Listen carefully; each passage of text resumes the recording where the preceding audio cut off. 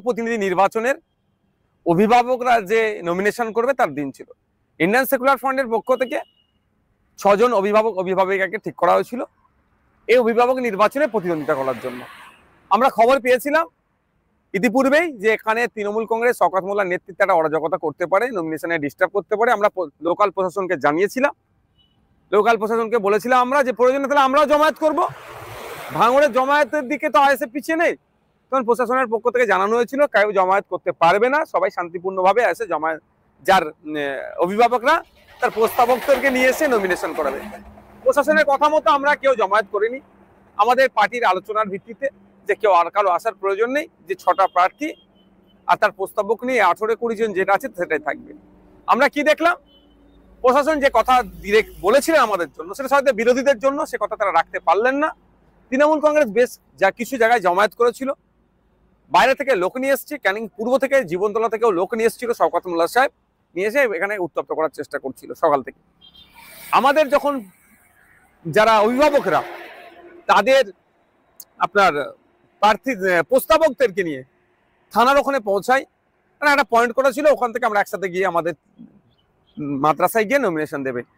আমরা ভিডিও দেখতে পেলাম, আমাদের কাছে ফুটেজও আছে, থানার মধ্যে থেকে তৃণমূল কংগ্রেসের আহসান মোল্লার নেতৃত্বে, যে আহসান মোল্লা শওকত মোল্লার ঘনিষ্ঠ, তাদেরকে টেনে বার করে নিয়ে যে মারধর করার পরে প্রশাসন সবাইকে যাদের আক্রান্ত হয়েছে, যারা থানার মধ্যে ছিল, থানার কম্পাউন্ডের মধ্যে ছিল, তাদেরকে বার করে দিল, মারধর করেছে, মহিলারাও বাদ যায়নি।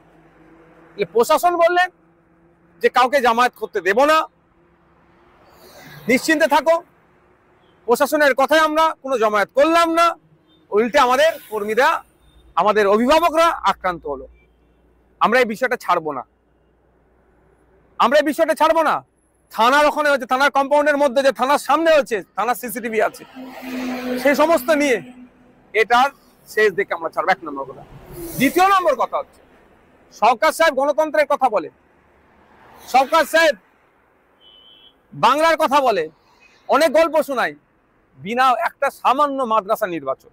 ভাঙড়ে নাকি আইএসএফ শেষ হয়ে গেছে, ভাঙড়ে নাকি আইএসএফ নাই, তাহলে একটা শওকত সাহেবরা তো পারতো, সুযোগ ছিল অভিভাবকগুলোকে অভিভাবক নির্বাচনে অংশগ্রহণ করা, যে আইএসএফ কটা অভিভাবকদের ভোট পাই বা তৃণমূল কটা ভোট পাই, এটাও তারা চেক করতে পারতো।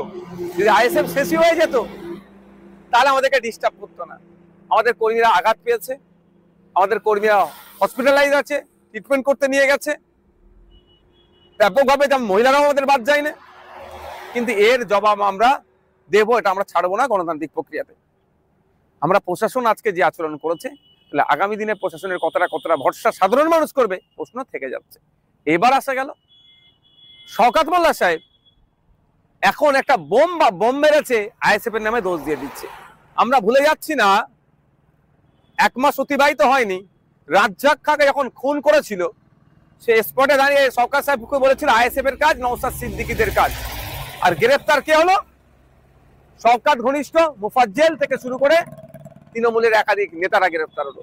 এক্ষেত্রেও পুলিশ যদি সঠিক তদন্ত করে কারা বোমাবাজি করেছে, কারা ভাঙড়কে উত্তপ্ত করার চেষ্টা করছে, তাহলে দেখা যাবে শওকত সাহেবের ঘনিষ্ঠ লোক অ্যারেস্ট হচ্ছে, গ্রেফতার হচ্ছে বোমাবাজির কারণে। শওকত সাহেব দ্বারা যখন গণতন্ত্র আক্রান্ত বিপন্ন, সেই সময় শওকত সাহেব দেখছেন একটা বোমাবাজি করিয়ে দিয়ে আইএসএফ এর নামে দোষটা চাপিয়ে দেবো।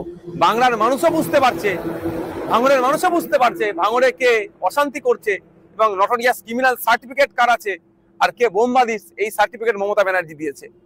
তবে এই নোংরামি, এই অরাজকতা, এই অগণতান্ত্রিক পরিবেশ বেশি দিন আর নয়। এটা শুধু ভাঙড় থেকে নয়, বাংলা থেকে আমরা নির্মূল করব।